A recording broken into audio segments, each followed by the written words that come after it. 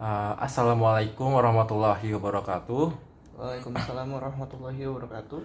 Perkenalkan, nama saya Andre Maulana dengan NIM 1931551, mahasiswa aktif Prodi Manajemen Fakultas Ekonomi dan Bisnis Universitas Budi Luhur. Dan di sebelah saya ada partner saya. Perkenalkan, nama saya Ade Ruslan. Di sini saya akan menerangkan dua materi dari mata kuliah Manajemen Strategi dengan dosen pengampu Bapak Dr. Muhammad Mabur Taufik, SAG, SEMM. Di sini ada strategi korporat. Yang pertama itu saya akan membahas definisinya, yaitu strategi yang menitikberatkan pada pertanyaan jangka panjang dan pendek mengenai bisnis yang akan dimasuki oleh suatu organisasi dan apa yang diinginkan dalam bisnis tersebut. Dan satu cara bagaimana perusahaan dapat menciptakan nilai melalui konfigurasi dan koordinasi dari aktivitas multipasarnya. Nah, di sini ada organisasi bisnis tunggal, yaitu di mana beroperasi pada satu industri, yaitu contohnya Coca-Cola. Dan ada organisasi multibisnis, yaitu beroperasi pada lebih dari satu industri, yaitu ada PepsiCo. Di sini ada alternatif strategi, yaitu strategi konservasi, strategi integrasi vertikal, ada strategi integrasi horizontal, ada strategi diversifikasi, dan ada strategi internasional. Strategi konsentrasi, yaitu di mana strategi yang pertumbuhan perusahaan memusatkan lini bisnis utamanya dan mencari cara untuk mencapai sasaran pertumbuhan melalui peningkatan level operasi dalam bisnis utamanya.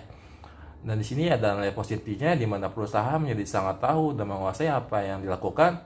Dan negatifnya ada perusahaan menjadi mudah diserang oleh industri lain dan oleh lingkungannya sendiri. Di sini ada integrasi vertikal, yaitu di mana ada strategi usaha yang perusahaan untuk memperoleh kendali terhadap inputnya, terhadap output ataupun keduanya. Dan di sini positifnya mengurangi biaya penjualan dan pembelian, memperbaiki koordinasi antar fungsi dan kapabilitas. Lalu ada negatifnya itu mengurangi fleksibilitas, kesulitan dalam mengintegrasi macam operasi, beban finansial, dan usahanya sendiri. Lalu ada integrasi horizontal, di mana strategi integrasi yang memperluas operasi perusahaan dengan mengkombinasikan perusahaannya dengan perusahaan lain dalam industri yang sama dan melakukan hal yang sama dengannya dan mempertahankan supplier dan distribusi. Dilakukan melalui manajer atau perusahaan dalam industri yang sama. Di sini ada strategi diversifikasi, yaitu strategi pertumbuhan sebuah kooperasi di mana perusahaan memperluas operasionalnya dengan berpindah ke industri yang berbeda. Lalu ada dua tipe diversifikasi, yaitu ada diversifikasi terkait, contohnya hotel, ada travel bureau. Tujuan dari strategi ini untuk sinergi. Dan ada diversifikasi tak terkait, yaitu ada konglomerat di mana bermacam-macam. Tujuannya untuk menyebar risiko, di mana jika pokok terancam maka akan ditopang oleh cabangnya. Lalu ada faktor pendorong eksternal. Di sini adanya dorongan kesempatan yang lebih menjauh ke dalam dari luar perusahaan yang membawanya melakukan diversifikasi masuk bisnis baru. Dan di sini ada faktor pendorong internalnya, yaitu kondisi di mana perusahaan itu sendiri mendesak untuk melakukan diversifikasi. Lalu di sini ada keuntungannya, yaitu di mana mampu merendah operasi, memberi jalan, menambah market domestik, lalu ada memberi kontribusi, dan ada menjadi pesaing yang kuat di internasional. Lalu kerugiannya itu ada menghadapi krisis ekonomi, risiko yang lebih besar. Lalu ada proses pengolahan strategi yang menjadi tantangan lebih berat. Dan lalu ada menemukan kesamaan pasar, kapasitas yang sulit. Dan yang terakhir itu bangkrut keuntungan yang tidak mudah ataupun tidak otomatis. Lalu ada strategi stabilitas, di mana dalam situasinya itu industri dapat pada fase penggolakan dengan beberapa industri kunci dan tekanan dari luar yang secara drastis berubah menyebabkan situasi masa depan menjadi sangat tidak dapat diprediksi. Lalu ada ketika tidak adanya peluang pada industri atau hanya terdapat sedikit peluang, maka pertumbuhan pada industri tersebut ketika organisasi berada dalam tahap awal pertumbuhan. Dan yang terakhir itu digunakan oleh organisasi besar pada tahap maturity dalam industri life cycle. Strategi stabilitas, yaitu di mana strategi jangka pendek, yaitu digunakan dalam organisasi yang dalam waktu yang lama. Dan strategi stabilitas, yaitu di mana memberikan organisasi waktu atau istirahat dan mempersiapkan diri kembali untuk menghadapi persaingan yang ke depan. Di sini ada pengurangan, yaitu di mana strategi jangka pendek yang didesain untuk mengatasi kelemahan organisasi yang mengakibatkan penurunan kinerja organisasi. Lalu ada perubahan haluan, yaitu di mana ada strategi yang didesain untuk situasi ketika kinerja organisasi semakin memburuk, atau strategi yang sudah besar semakin memburuk dan lalu disehatkan kembali.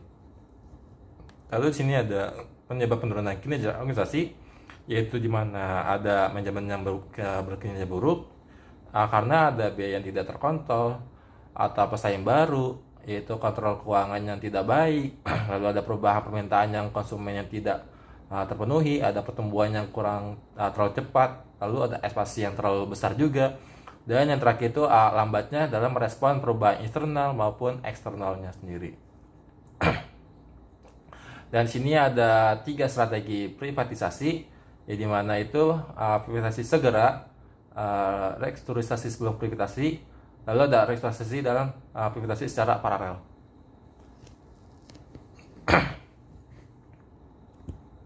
Lalu ada strategi bab selanjutnya, strategi internasional, yaitu di mana ada beberapa dalam strategi internasional, yaitu ada ekspor, ada pemberian lisensi, ada franchise, ada kontrak manajemen, ada kontrak manufaktur, ada investasi langsung, patungan, pembukaan cabang, operasi global, dan investasi portofolio. Di sini perusahaan dibagi menjadi 2, yaitu ada eksportir langsung dan ada eksportir tidak langsung atau menggunakan perantara. Jadi jenis jasa perantaranya itu ada satu agen ekspor manufaktur, lalu ada wakil manufaktur, lalu ada agen komisi ekspor, dan terakhir ada pedagang ekspor. Melalui lisensi suatu perusahaan, perubahan menghibahkan beberapa hak, yaitu intellectual right, kepada perusahaan asing yang meliputi pemberian hak untuk memproses, hak paten, program merek, hak cipta atau keahlian. Yaitu lanjutnya ada waralaba atau franchise, itu dimana hampir sama dengan pemberian lisensi, yaitu selain menghibahkan izin penggunaan nama, proses, metode atau merek, perusahaan induk membantu penerima franchise dalam operasi dan pasok bahan mentah. Lalu ada kontrak manajemen, yaitu kontrak yang dimana terjadi apabila suatu perusahaan menyewakan keahliannya atau pengetahuannya kepada pemerintah atau perusahaan luar negeri dalam bentuk orang yang datang kepada pemerintah atau perusahaan dan pengelola kepentingan mereka. Di sini ada kontrak manufaktur, yaitu dimana dalam jangka kontrak manufaktur sendiri melakukan kontrak dengan mitra lokalnya, yang dimana ada jasa manufaktur, namun TNC tidak mendirikan lokasi produksi sendiri, melainkan melakukan subkontrak produksi yang dapat serupa, yaitu ada kontrak produksi penuh dan ada kontrak jasa manufaktur parsial.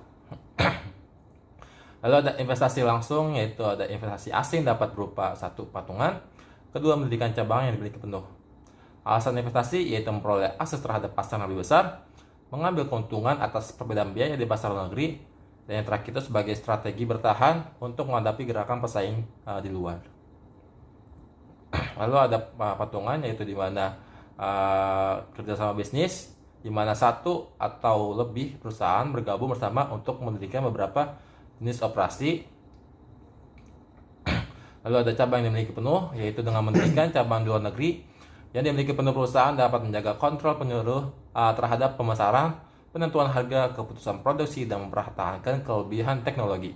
Lalu ada perusahaan berhak memperoleh 100% laba yang dihasilkan oleh cabangnya, dan mendirikan cabang perusahaan dapat membeli, mengakosesi perusahaan yang telah berjalan dan mendirikannya tersendiri. Lalu ada investasi portofolio, yaitu di mana investasi dalam bentuk surat-surat berharga yang dapat diperjualbelikan di pasar internasional. Itu ada uang, obligasi, surat dagang, sertifikat port deposito, dan saham. Investasi dalam rekening bank di luar negeri atau pinjaman luar negeri. Alasannya yaitu melakukan diversifikasi portofolionya di berbagai pasar dan lokasi, dan untuk memperoleh keuntungan yang lebih tinggi dan juga menghindari risiko politik. Lalu di sini ada teori pasar tidak sempurna, yaitu di mana masing-masing mempunyai sumber daya yang berbeda dalam memproduksi suatu barang, Dan lalu ada teori keunggulan komparatif, yaitu negara atau perusahaan dianjurkan untuk melakukan spesialisasi produksi dan ekspor pada produk yang punya keunggulan. Lalu ada teori siklus produk, di mana perkembangan hidup suatu produk mengikuti siklusnya. Di sini ada pasar global, di mana 3 strategi internasional, yaitu strategi global, strategi multidomestik, dan strategi transnasional. Baik, mungkin itu saja yang bisa saya sampaikan untuk presentasi materi kali ini.